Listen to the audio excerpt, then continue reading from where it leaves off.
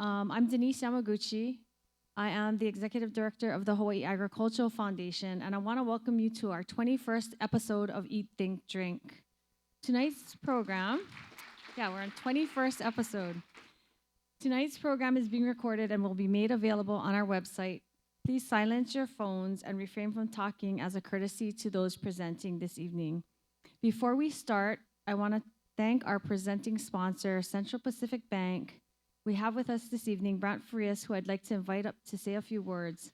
While he makes his way here, I also want to send a big mahalo to our sponsors, Alexander and Baldwin, Aloha Beer Company, Bear, Hawaii Longline Association and United Fishing Agency, Kamehameha Schools, Len Lease, Mahipono, Southern Glazers Wine and Spirits, Ulupona Initiative, and Waihata and Company. Brant?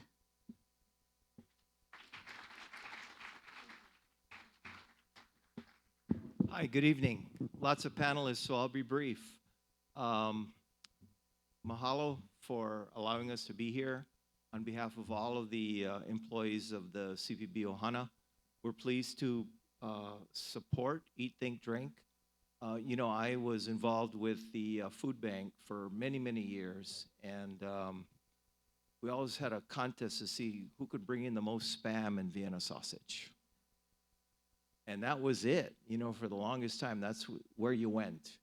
Until we realized one day that that probably wasn't a great idea. So the shift to healthy food came about. And as I look at the program and read about what you're about here, we're about here, what the chefs are about here, I'm really pleased to see that, we are focusing on healthy food for those who are food insecure in our community, especially the keiki and the kupuna, those who are most vulnerable. So again, looking forward to a great evening. I'm sure there's going to be a terrific information exchange. And again, thank you for doing what you do. Mahalo.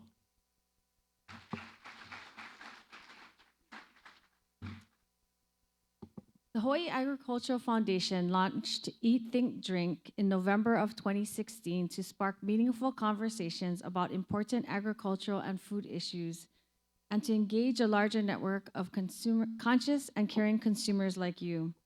Tonight is our 21st episode of Eat, Think, Drink, and we're excited to present nutrition security and our local food producers. We've talked a lot about food security and the availability of enough food for all people. But if we really want to address system change, we need for all people to be nutrition secure. Food security is defined as availability and access to food to all people, whereas nutrition security demands the availability of a wide range of foods which provides essential, needed nutrients for a healthy life. Food security and nutrition security are both local and global issues. With help from our guest speakers this evening, we hope to shed insight to the issues around food and nutrition security and how this can positively impact our local food producers. I'd now like to introduce our keynote speaker, chef, author, and food equity advocate, Michel Nischan. When we started Eat, Think, Drink in November of 2016, Chef Nischan was our very first speaker, and I'm happy to welcome him here again in Hawaii to talk about the progress he has made in moving the needle on food and nutrition security over the last 7 years. Over his 40-year career as a chef, he has won 4 James Beard Awards, including the James Beard for the Humanitarian of the Year, and dedicated his culinary passion to advocating for more healthful, sustainable food systems for all. He's been instrumental in securing significant permanent federal funding for the affordable access to fruit and vegetables for low-income Americans and co-founded Wholesome Wave, a national nonprofit built to address food and nutrition insecurity in vulnerable populations. These are just a few examples of his work, and I'd now like to welcome Chef Nischan to share more about his life's passion. Please welcome Chef Michel Nischan.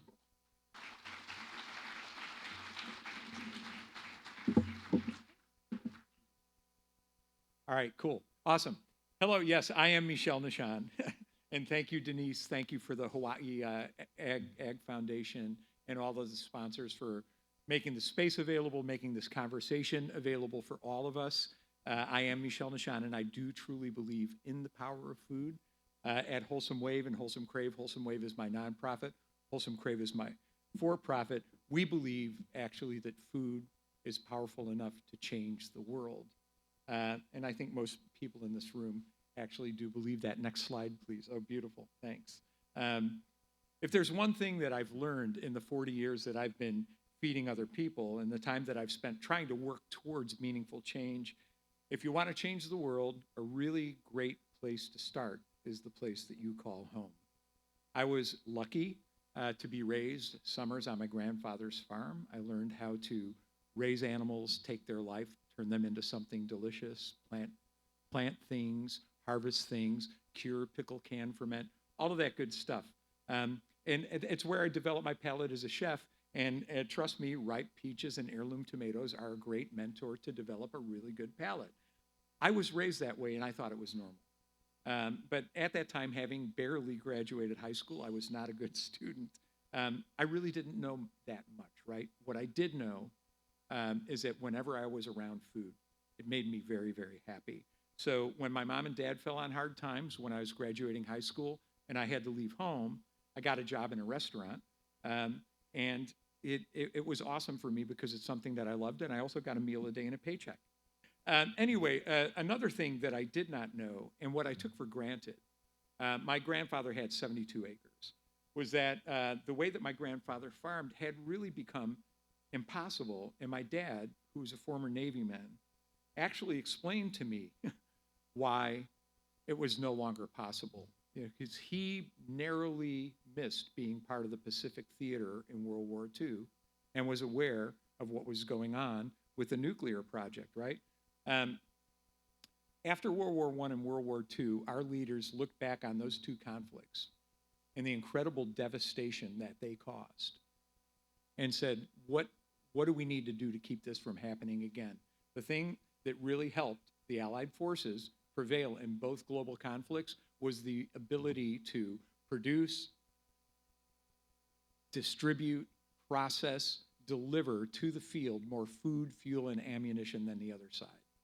And now we had the technology of being able to process food and have it stay fresh for 10 years. This was a miracle. And much of that is miraculous. If you really look at it, imagine what it would be like without our current supply chain, living in North Dakota, South Dakota, Alaska, Montana, Upper Idaho, and trying to get your 5 servings of fruits and vegetables a day if you want to avoid type 2 diabetes. It ain't going to happen, right? In a quarterly basis, we can actually get billions of tons of food to any corner of the globe. But for all the wonders of this modern system, for me at the time, especially back in the late 70s and early 80s, a ripe tomato, let alone an heirloom tomato, was impossible. It's better now. It's better, but it's still not where it needs to be. And today, highly processed foods are what drives the diet-related disease epidemic, and 1 in 10 human beings on the planet will not have enough food if they eat it all today, tomorrow, the next day, and every day moving forward. So for all of the progress we've made, we have a lot more to do. The tomato thing for me back in like 1979 and 80 was actually pretty easy to solve. I knew what a seed catalog was. I knew how many pounds of tomatoes I needed. I knew how to talk to farmers. So I went to the countryside in Oconomowoc near Milwaukee, Wisconsin, and decided to pay corn, soy, oat, and wheat growers half in advance to grow tomatoes, cucumbers, and other awesome stuff for me. And I would pay them the rest when I picked it up and picked it myself because they were busy harvesting their conventional crops. It was a lot of extra work. And it didn't take long for me to figure out that it wasn't something that every chef could do, and many just wouldn't do it. We already work hard enough, right? But I was making 10 phone calls a day for every one that my peers made. It was worth it to me, but to this day, it still remains difficult with the way our system is organized for chefs and restaurateurs to buy as much local organic heirloom stuff as they need, right? But when they can buy it, it's only available very, very seasonally. So it's like, what can we do from the conventional system to leverage the supply chain to make heirloom tomatoes available for everybody all the time? My great hope was always that we would find something, oh wow, it's kind of changing on its own, sorry. Something between this and this. I think when you talk about feeding 8 billion people, that's where the truth is. When I'll get to what we do at Wholesome Wave in a moment, but we'll talk more about this later. Another thing I didn't know was the connection between food and human health. I learned that when Lori, my wife Lori, is here. Hey, Kim. When our son was diagnosed with type 1 diabetes in 1994, that's when I made the connection between food and human health, right? When the doctor told us that what we would do with Chris's diet would have more to do with the length and the quality of his life than anything else.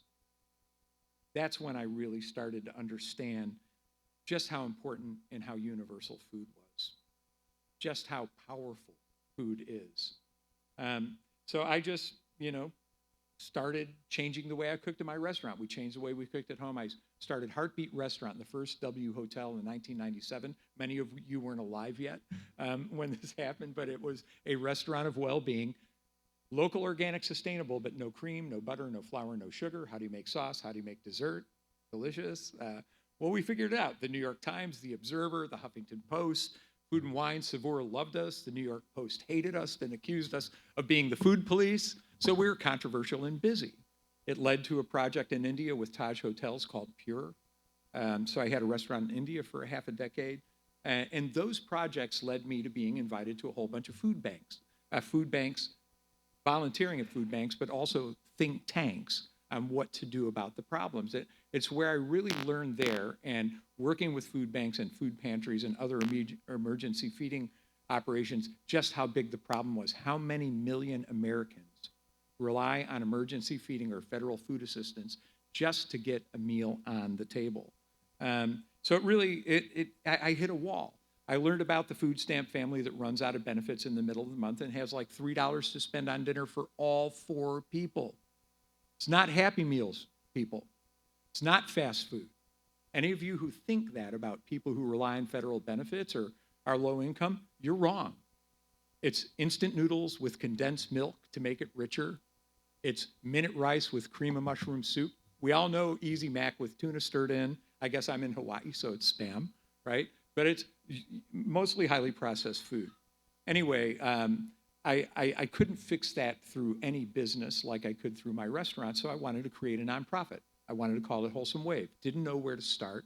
And that's when I was introduced to a gentleman named Gus Schumacher, who at the time was Deputy Undersecretary of Farm and Foreign Agricultural Services for the United States Department of Agriculture, one of the most amazing human beings I ever met. And he and I both aligned on the fact that we really believed that the biggest barrier faced by people struggling with poverty when it came to healthy food choices was the financial resources to make the choice in the first place. So we hatched an idea to double food stamps when spent on fruits and vegetables. But we had a problem. It was illegal. So it was something that we couldn't raise money for until I met this guy. So Paul Newman was my restaurant partner, mine and my wife's restaurant partner in a restaurant called Dressing Room in Westport, Connecticut. Local, organic, sustainable. We bought all of our beef from the same guy. We only had steak as a special because it's only 10% of the animal. It was awesome. But, it was also a restaurant for ideas. Paul's big idea was to save the Westport Country Playhouse. Mine and Gus's idea was to double food stamps when spent on fruits and vegetables. So, Gus, being a big Newman fan, came up a lot. We were at lunch with Newman one day, and he's like, "What's your big idea?" We told him to, and we're talking about how we think talking about how this is a real game changer. And he's like, "Well, if you want to make change, you can either talk about it or you can do something. What's stopping you from doing it?" And we said, "It's illegal." And he said, "Awesome, I'm in." So with Newman's own funding, we started Wholesome Wave in 2007. We founded it based on an illegal program, but also based on the power of food to make meaningful change and to end food nutrition insecurity as we know it. So I was wildly jazzed. Gus told me, he's like, Michel, you need to understand this isn't going to happen as fast as things happen in your restaurant. Could take us to 2025. And that was his projection, 2025.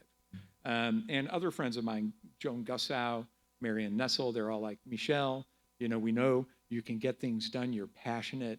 and a lot of people will benefit from this, but we also know you, and we don't want you to be heartbroken when you don't achieve policy change. So I got to tell you that those were two really awesome phone calls to make in 2014 when the Food Insecurity Nutrition Incentive Pilot hit the Farm Bill. $100 million to double SNAP on fruits and vegetables. Very proud that we were able to get that to permanent in the 2018 Farm Bill. Gus passed 2017, and they named it after him. So the Gus Schumacher Nutrition Incentive Program cannot be debated on the floor. It cannot be defunded in a government shutdown. It is there. It's not enough. $50 million a year to double SNAP for fruits and vegetables. You make it available for all 40 to 50 million people on SNAP, depending on what's going on with the economy. It's $1 a year for fruits and vegetables. It's not enough. So that's why we are laser focused on embedding produce prescriptions in government-sponsored health care. It's a big target. Farm Bill's $97 billion a year. Medicaid is $317 billion, half of which it pays for treatment, therapies, and all the other stuff that comes along with diet-related disease. It's a 3 times bigger problem, and it's a great target, but there are more committees. You got the Ag Committee in the House and the Senate if you want to do the Farm Bill. If you want to do health, it's health, Ways and Means, Energy and Commerce, Appropriation in both houses of Congress. But we're audacious. We believe that we can get it done. We're very prominently featured in the White House Conference on Hunger, Nutrition, and Health. We created a national produce prescription collaborative, practitioners, academics, payers, providers, everybody who's in that environment where you prescribe food and you have a health outcome and you have a payer and you're trying to get people to avoid needing dialysis or a limb amputation or an organ transplant, way more expensive than fruits and vegetables. And we do have people on both sides of the aisle in both houses of Congress who believe in this work, but it's going to take a long time. So, right now with Wholesome Wave, we're at that point where it's like way bigger problem. We had trouble raising enough funding to get the first things we did in the Farm Bill in the first place. And philanthropy is temporary, and it should be temporary. When COVID hit, a lot of our funders ended up going into food banks away from nutrition incentives because there were 12,000 cars lined up in Austin alone. When the George Floyd thing happened, rightly, philanthropy left food insecurity and went to policing and racial equity reform. Rightly. That's the job of philanthropy. But we can't rely on it. It's a big problem. So I actually created a food company. I stole a play from Paul Newman's playbook and created Wholesome Crave. What a lot of people don't know about Newman's Own, it's 2 entities. It's the foundation, owns the intellectual property, license it Michael Jordan style to the C Corporation that sells all the food in the grocery store for a big gross revenue royalty to support their work.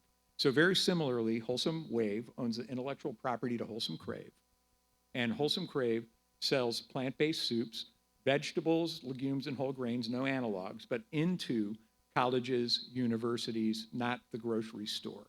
And then 5% of gross revenue proceeds unrestricted go to support the policy work of Wholesome Wave. It's working. That's awesome. So that's us. That's what we do. For us, when I think about the profile of what we're doing, it's super clean, right? We're making healthy vegetables available for college students, employees of places like Google and Amazon and stuff like that, healthcare facilities like UC Davis Healthcare and others, and then fueling the work of Wholesome Wave. And this is something that colleges, universities, a lot of these larger employers are now doing so much values-based purchasing, and they're big actors in the supply chain. And in scaled food service, there aren't a lot of companies that take plant-based food seriously. There aren't very few companies that can say, wow, what happens if we can get this 10,000-acre butternut squash grower to plant row 7 seeds and have a more regenerative form of squash in the ground so I can make my soup with that, right? So that's what we're trying to do.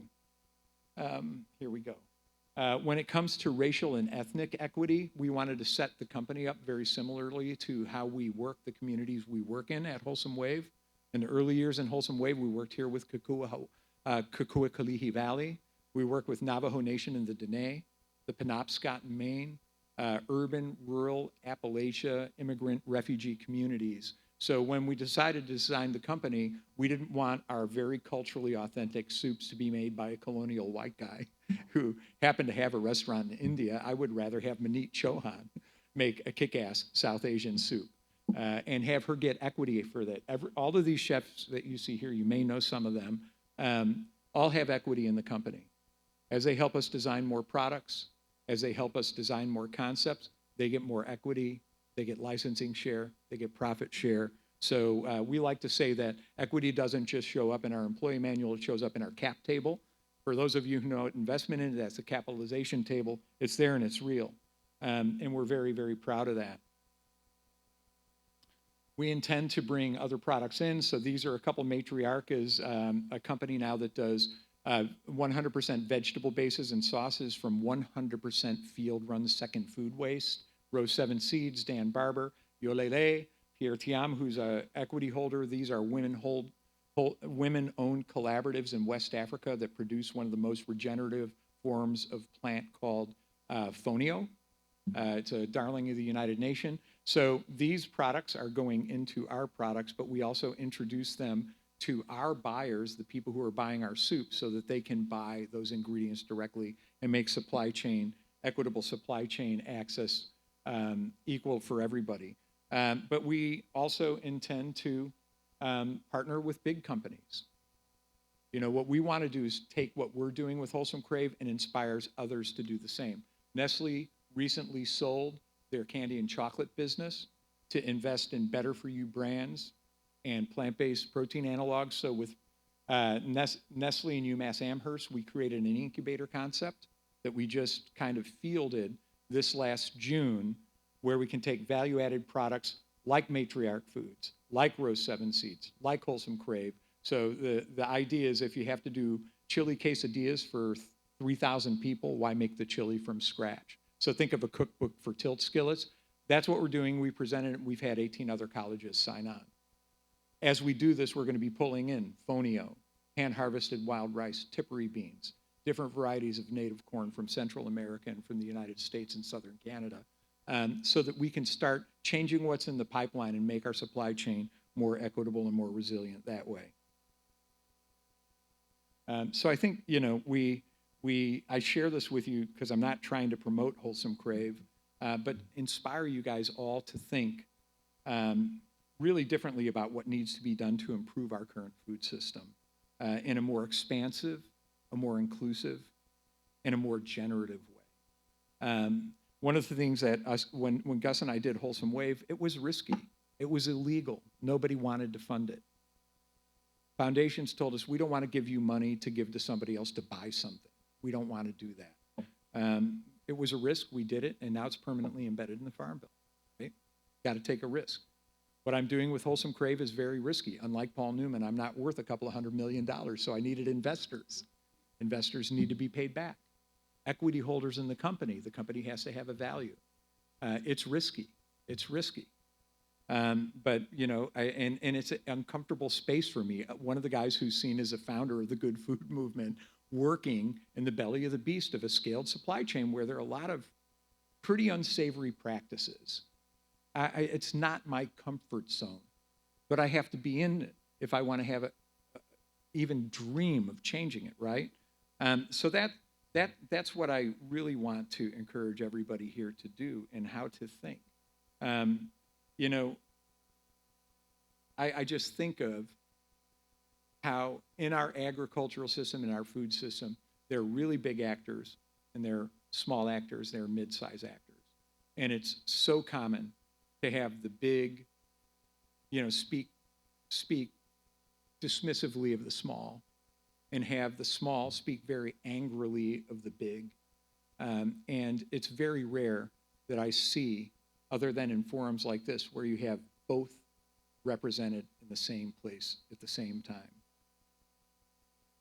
I think to solve the problems that we talk about when we talk about local and global food insecurity, it's going to take every individual of diverse ethnic, racial, socioeconomic background, artisans from every corner of the earth, scientists from multiple disciplines, farmers of all sizes. They all have to be in it if we're going to win this thing. When and not if these policy plays work, there will be plenty of capital to go around for everybody. We're the ones, though, who need to make sure that we're at the same table so that we can assure that food becomes the sacred ground where that capital is equitably available to everybody, regardless of their age, their race, their ethnicity, their gender, or the size of their business. We have to do this if we want to see this be the type of commercial we see on TV in the future. Have you been feeling not you lately?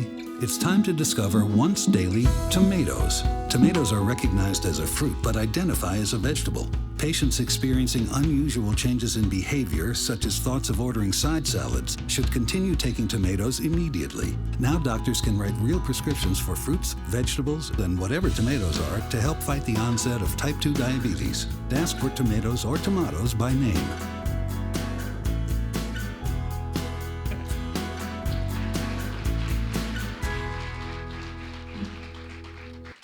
Let's do it. Thank you.